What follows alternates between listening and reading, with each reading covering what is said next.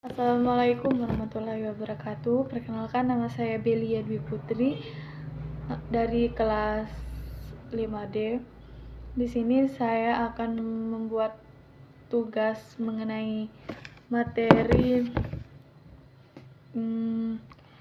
di dalam humaniter terdapat ada objek hukum internasional dan objek sipil dan objek militer dan subjek hukum internasional atau kombatan dan non-kombatan.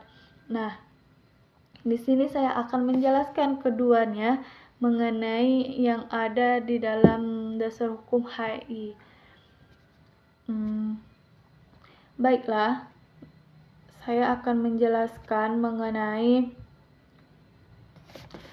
yang pertama, yaitu hukum humaniter internasional atau hukum HII. Biasa disebut HII adalah cabang hukum yang mengatur konflik bersenjata dan melindungi individu yang terlibat langsung dalam pemusuhan,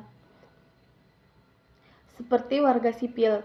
Dalam konteks HII terdapat dua aspek penting, yaitu hukum dan subjek hukum. Nah, di sini yang pertama yaitu saya akan menjelaskan mengenai objek hukum humaniter internasional.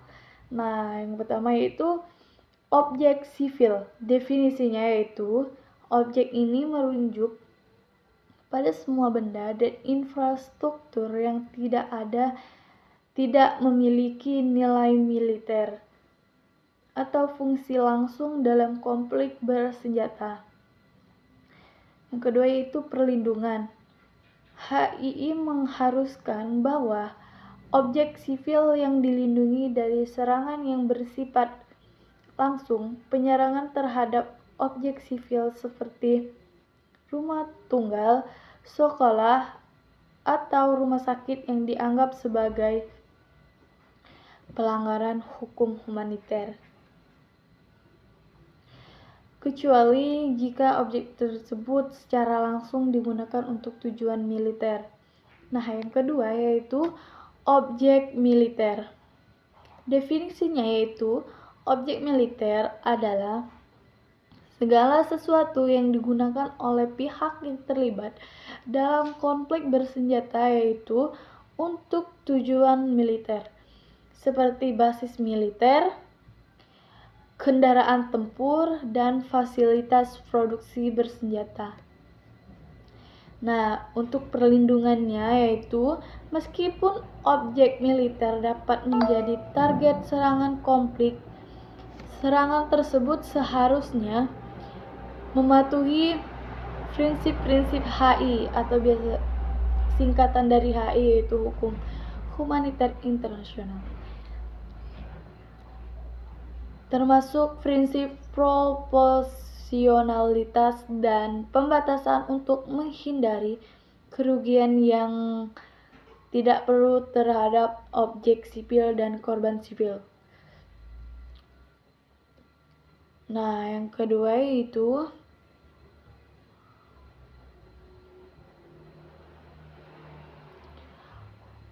hukum humaniter internasional.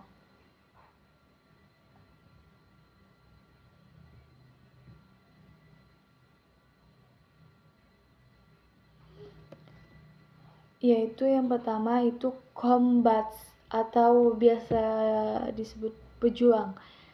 Definisinya, combats ini adalah individu yang secara langsung terlibat dalam permusuhan dan memenuhi kriteria sebagai anggota angkatan bersenjata untuk pihak yang terlibat dalam konflik bersenjata.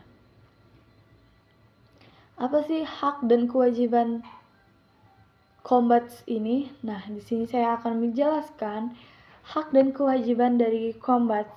Memiliki hak untuk melakukan serangan terhadap lawan dan juga kewajiban untuk memenuhi aturan HII, termasuk perlindungan non-combats atau objek sivil kedua.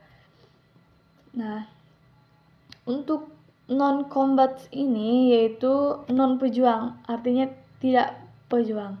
Definisinya yaitu combat ini adalah individu yang tidak terlibat langsung dalam pemusuhan terhadap warga sipil dan anggota-anggota kelompoknya, tertentu seperti tenaga medis atau kemanusiaan yang terlibat dalam konflik perlindungan non-combat yang harus dilindungi dari serangan dan kekerasan yang tidak perlu. Mereka juga tidak boleh meyakini menjadi target serangan dan berhak menerima perlindungan serta bantuan kemanusiaannya. Nah, di antara keduanya yaitu combat dan non-combat ini intinya yaitu yang pertama itu pejuang ini terlibat langsung dalam memenuhi kriteria sebagai angkatan bersenjata pada satu pihak yang terlibat dalam konflik bersenjata. Nah, untuk yang non-combat ini yaitu individu yang tidak terlibat langsung dari peperangan atau dalam pemusuhan terhadap warga sipil dan anggota tertentu. Nah, jadi perbedaannya yaitu combat dan non-combat itu yaitu yang pertama itu terlibat langsung, combat ini terlibat langsung, sedangkan non-combat ini yang tidak terlibat dalam permusuhan. Intinya tidak berjuang. Nah, untuk dasar hukum dalam hukum humaniter internasional ini yaitu dasar hukumnya HII didasarkan pada instrumen internasional, termasuk Konvensi Jenewa dan protokol tambahan. Konvensi Jenewa ini juga termasuk khususnya memberikan pedoman untuk perlindungan objek sipil dan non-combat serta mengatur hak dan kewajiban combat dan konflik bersenjata. Prinsip-prinsip kemanusiaan ini memastikan perlindungan dan martabat manusia sebagai konflik prinsip proporsionalitas menghindari kerusakan yang tidak proporsional terhadap objek sipil. Prinsip pembatasan atau menargetkan hanya objek militer dan menghindari kerusakan yang tidak perlu pada objek sipil melalui prinsip-prinsip dan aturan dari hukum humaniter internasional bertujuan untuk mengurangi penderitaan yang diakibatkan oleh konflik bersenjata dan menjaga standar kemanusiaan selama perang. Mungkin itu saja video singkat mengenai materi yang telah saya jelaskan mengenai objek sipil dan objek militer serta menjelaskan kedua halnya di dalam dasar hukum internasional. Sekian video dari saya ucapkan terima kasih.